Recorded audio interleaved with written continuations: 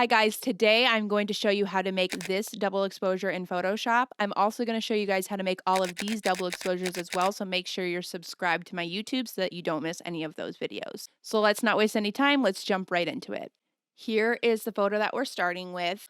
All I did for this photo was have the groom face away from me with his head looking straight ahead, and the bride is putting her hands around his neck so that you can see her ring. And we're making sure that we're not blocking all of this extra space down here because this is where we're going to have the other photo come through. We're not having too much of the sky above him, so his head is kind of not quite to the top. So we're leaving a little bit of space, but the majority of that free space is down here so that we can add that photo. So then you're going to go into wherever you have your photo, drag that in, the one that you want to be in the suit. Just pull the edges here so you're lining that up there. What I like to do is come over to the fill here and maybe bring that down to, like, it doesn't really matter, 50%, so that you can position the photo underneath where you want it. So I basically want my couple to be more centered and have them down like that. Then you can come back up here, bring the fill all the way back to 100%. Then you're going to want to unlock that layer of the back of the groom's neck and drag that to the top. So this is going to be our top layer here. Then what you're going to want to do is come down here to the right, click on this square here with the circle in it, or I guess it's more of a rectangle. It's a layer mask. You're going to click that. So now that added that to the top photo right here of the groom in the back of his suit here. So this is where we're going to be working, okay?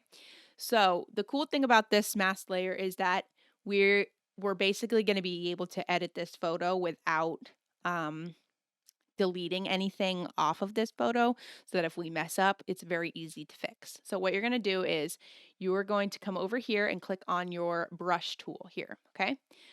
Right now what I have it at is 1,000 pixels for the size. The hardness is at 23%. The opacity is at 20%. The flow is at 100. So this is roughly what I'm going to be doing right now. This is going to need to be changed as we start blending this photo. So what I want you to notice about this layer here is when we're in the brush tool right here, we're going to be using black and white as our colors here. So you're going to want to have it on black right here. Something cool about that is when you are starting to erase, or I guess not erase, but when you're starting to use the black, it is erasing that top layer essentially. It's letting that bottom layer come through. So we're going to bring the opacity up a little bit and see if that helps. There we go. Much better. So we're starting to use this black here to let that bottom picture show through. So this is all up to preference. If you want to leave some of that suit and see the texture of his suit underneath a little bit more on the sides, you totally can. If you want just your couple to be able to be seen even better, just keep going with that black here.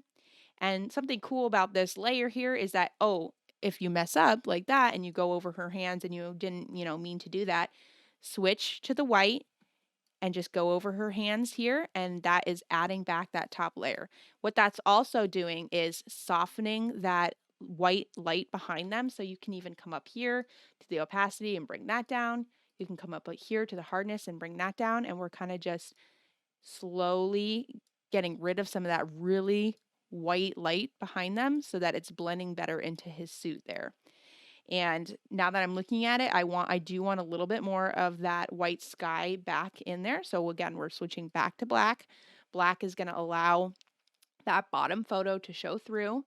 I'm changing the size and the hardness, and I'm coming back and adding a little bit more of that white sky into the photo.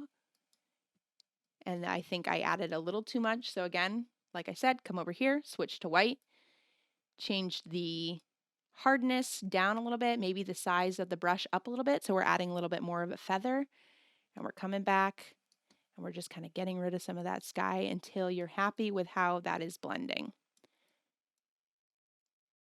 So again, if we were to delete that layer, we didn't delete anything off of that photo. We were just working within that other layer. So you can see here, we are like erasing, but if you just delete that layer again, it's adding it back. So that's a great way to be able to slowly blend your photo without making a mistake that you don't end up seeing for a while, and then now you have to start over again. So just as a reminder, you're coming back over here, you're adding that layer here, and black is going to allow that bottom photo to show through, and white is going to add that top layer back in.